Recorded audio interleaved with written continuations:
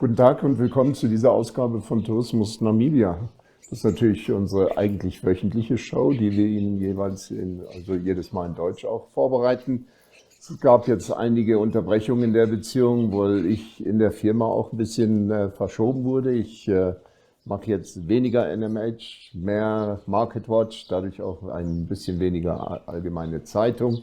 Aber nichtsdestotrotz bin ich natürlich trotzdem immer noch für die AZ erhalten geblieben.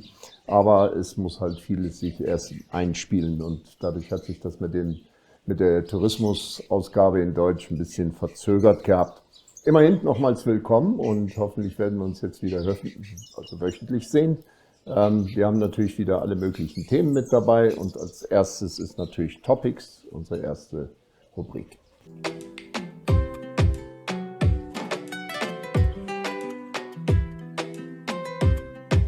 Ja, bei dem ersten Thema handelt es sich um den Mensch-Tier-Konflikt, also genauer gesagt den Mensch-Elefanten-Konflikt in der Kunene-Region. Also die Namibian Nature Foundation, NNF kurz, hat gemeinsam mit der Universität Oxford eine Studie gestartet, um die Auswirkungen von Elefanten auf kommerzielle Farmbetriebe in der Kunene-Region besser zu verstehen.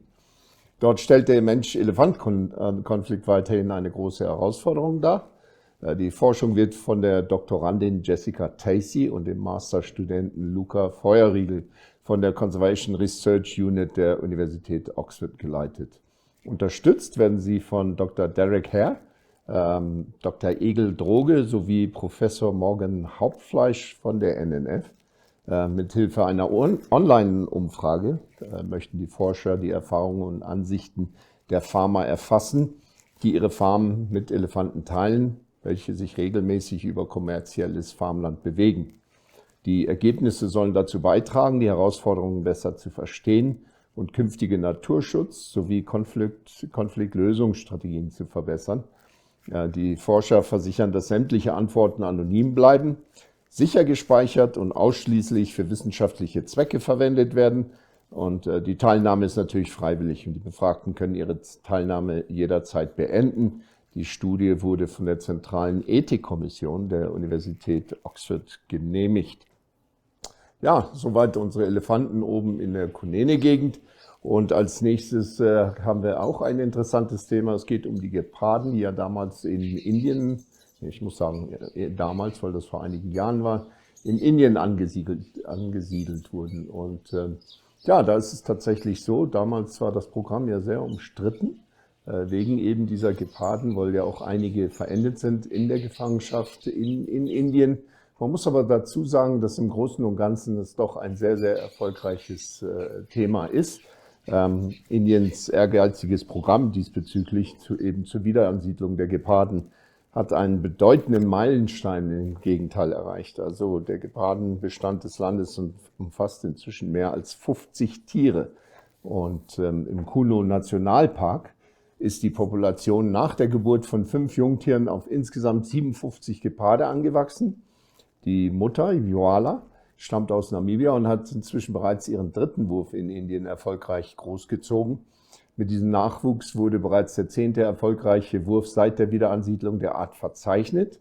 Insgesamt wurden in Indien bislang 37 Gepardenjunge geboren. Und der indische Hochkommissar in Namibia, Rahul Srivastava, bezeichnete diesen Erfolg als Beweis für die enge Naturschutzpartnerschaft zwischen Indien und Namibia sowie für die außergewöhnliche Anpassungsfähigkeit der namibischen Geparde an ihren neuen Lebensraum. Und wir erinnern uns da, dass der Botschafter mal sehr, sehr mit dabei war.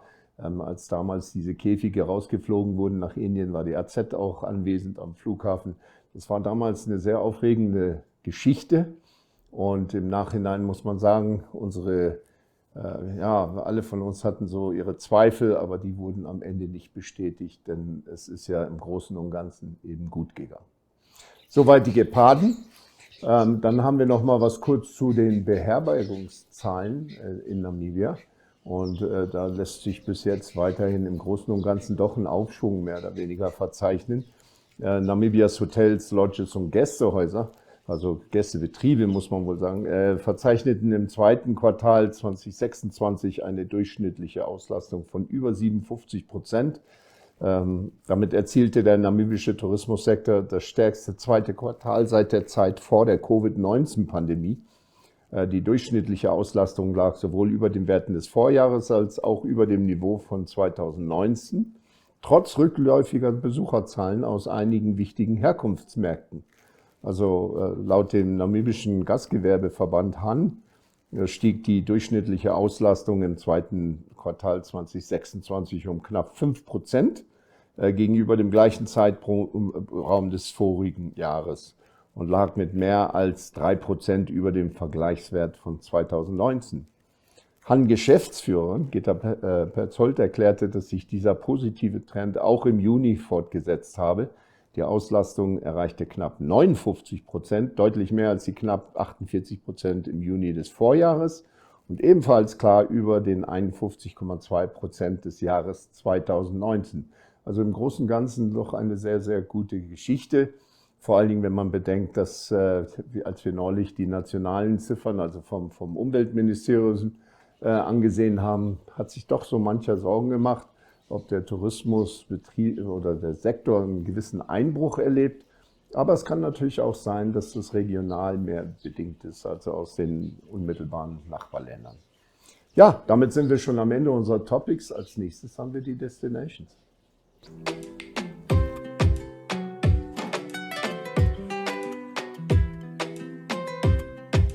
Ja, willkommen zurück. Also als nächstes haben wir Reiseziele, also Destinations, wie wir es immer nennen. Und da haben wir als erstes die Pioneers Lodge. Die Pioneers Lodge ist eine ruhige und stilvolle Unterkunft in der Stadt Victoria Falls in Simbabwe, also da, wo wir alle immer gerne mal hinwollen.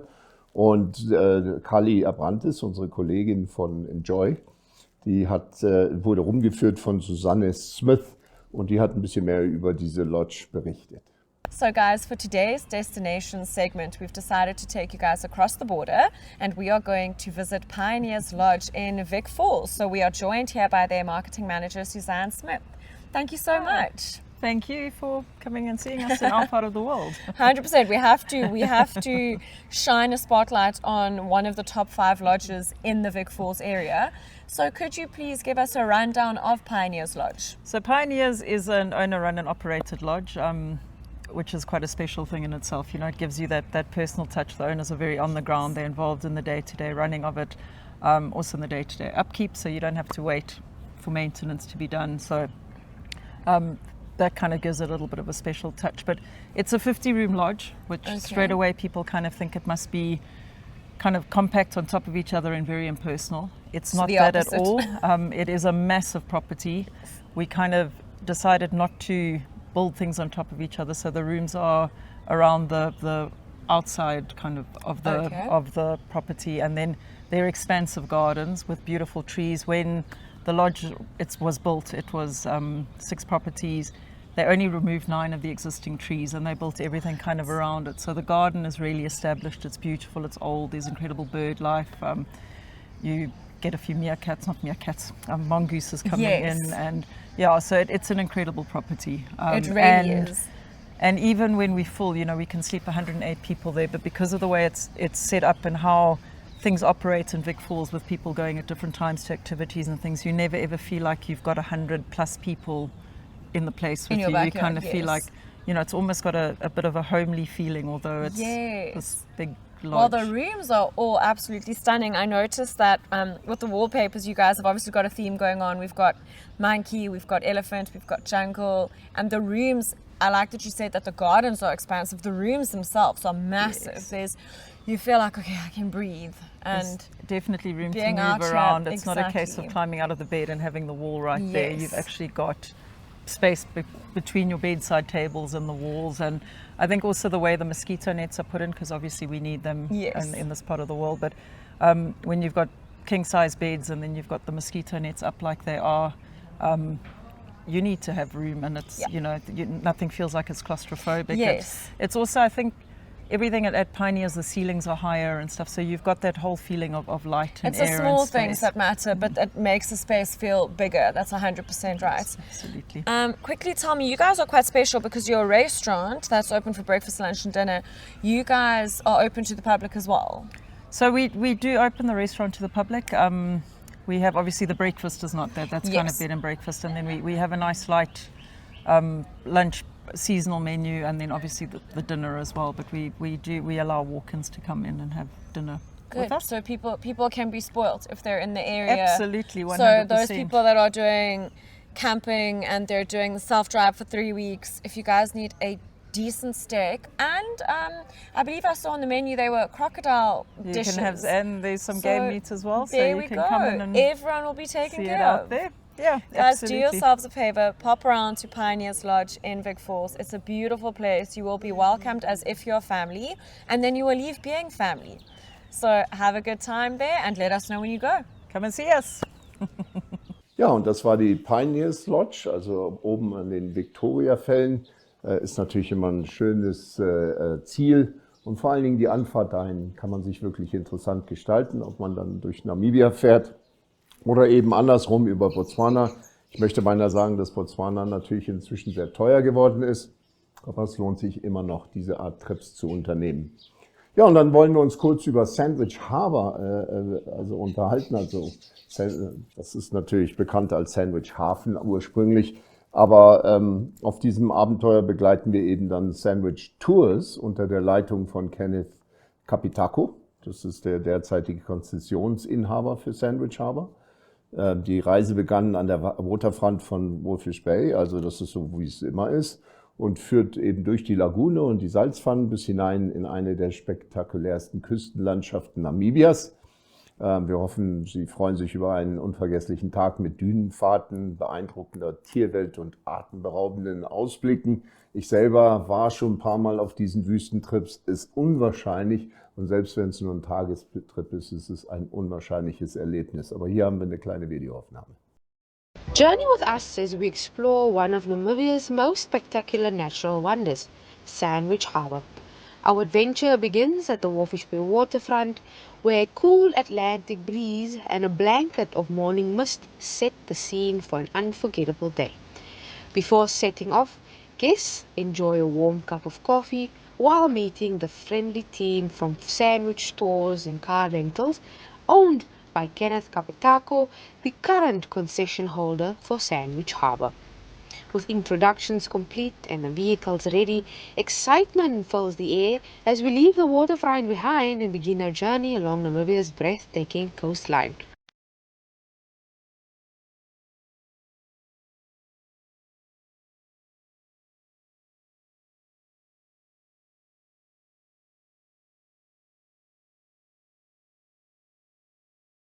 First stop is the Wolfish Bay Lagoon, a wetland of international importance and one of Southern Africa's most remarkable bird-watching destinations.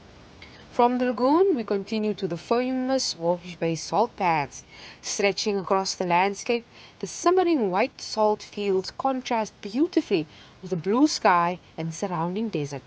This unique landscape is not only beautiful, but also plays an important role in Namibia's salt industry.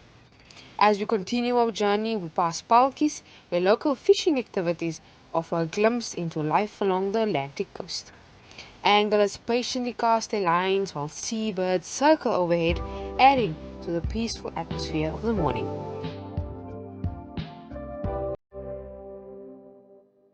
Before entering the protected Sandwich Harbour area, we arrive at the access gate. Here, permits are checked and all the necessary vehicle documentation is inspected. These regulations help protect one of Namibia's most fragile coastal ecosystems and ensure that visitors can continue to enjoy this remarkable destination responsibly. Once through the gate, the landscape changes dramatically. The further we travel, the more spectacular the scenery becomes.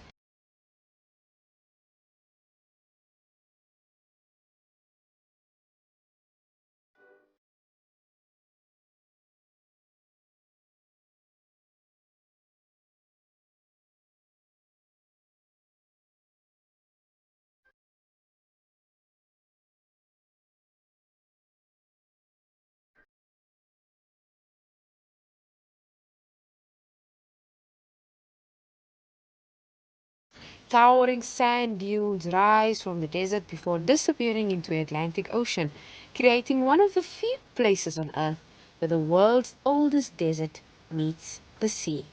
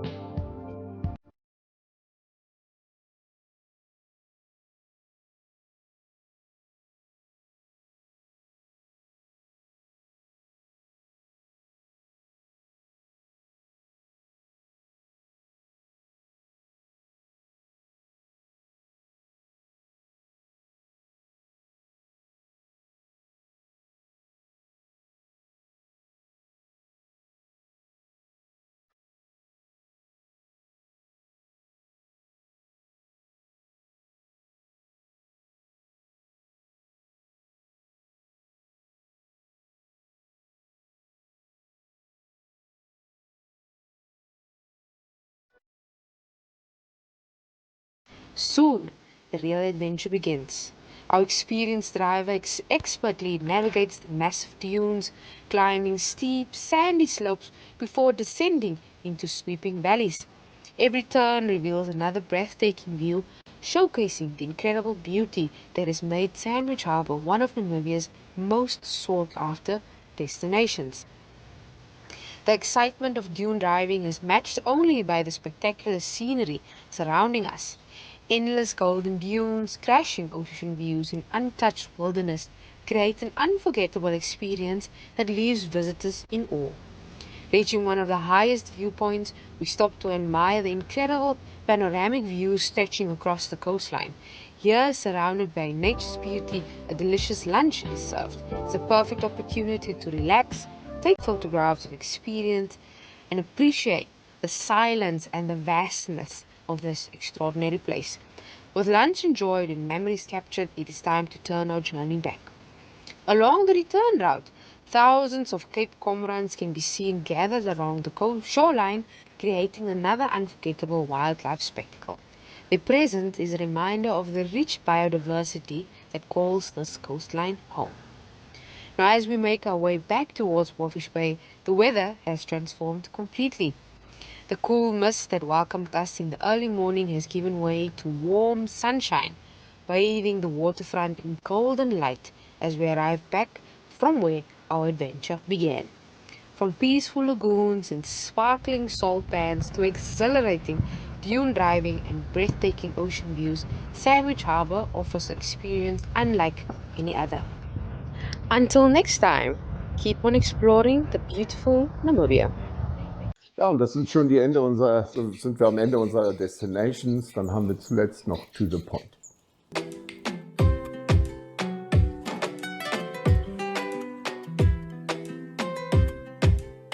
Unter To the Point, also auf den Punkt gebracht, haben wir in dieser Ausgabe, befassen wir uns ein bisschen mit Namibia Trails, oder Namibia Tracks and Trails, muss ich sagen. Und die haben unlängst ihr 40-jähriges Bestehen gefeiert. Wiebke Preleit, die Leiterin für Marketing und Vertrieb, sprach über die Entwicklung des Unternehmens, seine Widerstandsfähigkeit und neue Meilensteine. Auch Firmeninhaber Alko Grüttemeier gibt Einblicke in 4 Jahrzehnte erfolgreicher Tourismusgeschichte. Wiebke, we're here at the celebration, your 40th anniversary celebration for Tracks and Trails Namibia, and the reveal or the reveal of your new brand, or what is it, your new office? Yes, it's a combination of the three actually. Okay. So obviously a very big milestone for us, the 40th anniversary this year. The company being founded in 1986 by my grandfather. So we thought we'd use this opportunity to also give it a fresh new look and feel. Yeah. So that's where the reveal from the brand comes in. And obviously we moved into our beautiful new home at the end of January, the first lot of us. So it's the official opening of this wonderful building, which was a huge big project and achievement for us as well. Where did, how far has Tracks and Trails come now? I mean, in the past 40 years? So we literally started when my grandfather registered the company in 1986 with a little company called Desert Adventure Safaris. With, I think there were 4 or 5 staff that were operations, tour guides, cooks, everything in one. And later he then got awarded the concession where Palmbach Lodge is today. So he built the very first Palmbach Lodge. And then also the very first Serra Cafema, which is one of the most remote lodges on the Angolan border, which today is a very high-end luxury lodge run by Wilderness Safaris. Okay. And then in the early 90s, my parents joined, and they then took the company to new heights because tourism was receiving a lot of attention. We started attending trade fairs, and and we've just grown and grown since then. So I joined the family business. I was in tourism actually in South Africa. I joined the family business in 2015, and together with my brother-in-law, we will eventually be at the helm, hopefully one day, and our kids will also take over.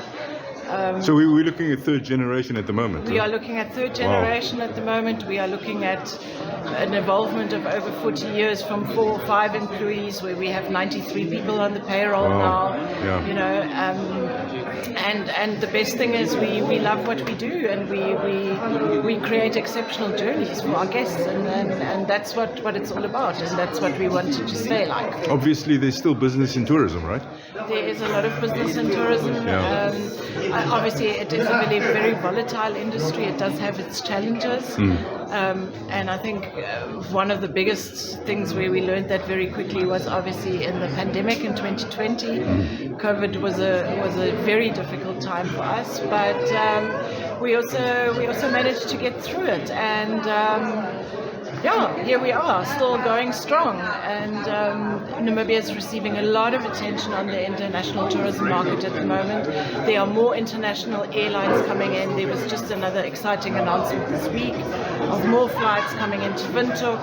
So it's definitely growing, and the potential is still there. So and we've got a beautiful country to showcase, so we definitely have the opportunity to keep that going. Finally, what do you have, any message for your, I would say, your clients and your supporters and so forth? I presume a lot of them are here today. Yes, a lot of our suppliers, a lot of our partners, business associates, stakeholders of the industry. I would like to actually just thank everybody for their trust and support. But most of all, I think the biggest appreciation goes to our team, the people that make NTT. So we, that is who we are, and that's what makes us and what makes our successes. So I think the biggest message of thank goes out to the NTT team tonight. Yeah, excellent. We'll enjoy. Thank you. All right. It is a great honor and privilege to stand here today as we celebrate 40 years of Namibia Tracks and Trails and the new future of this company.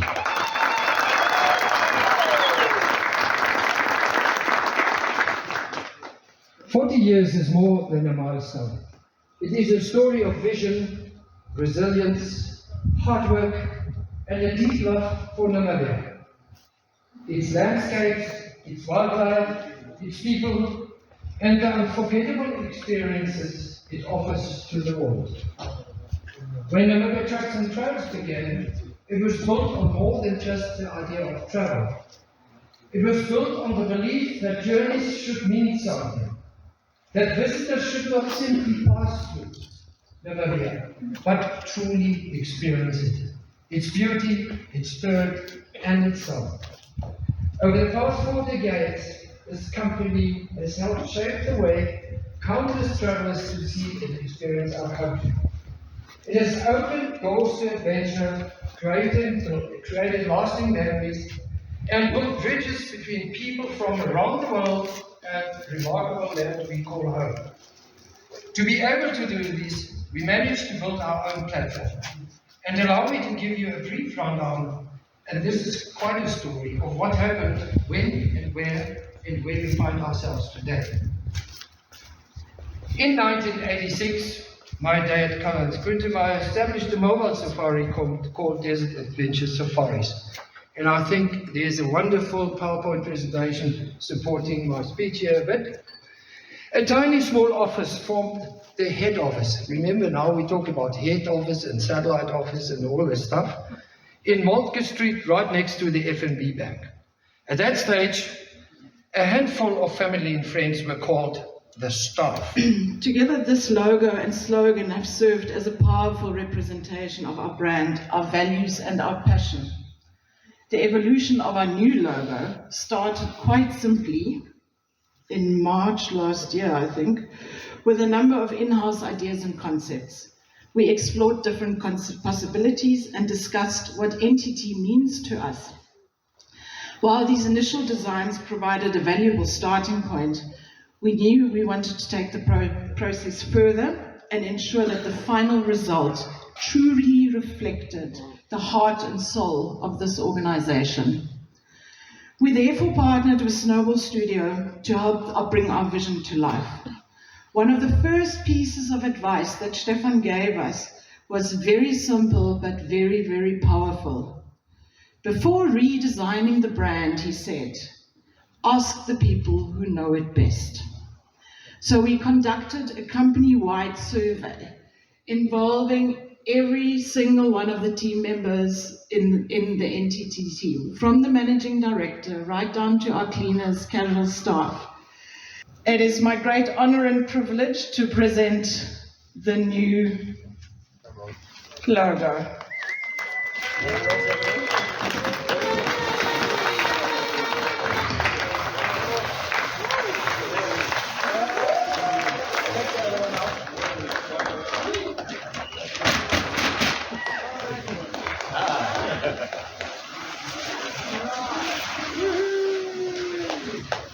Thank you everyone and have a good evening.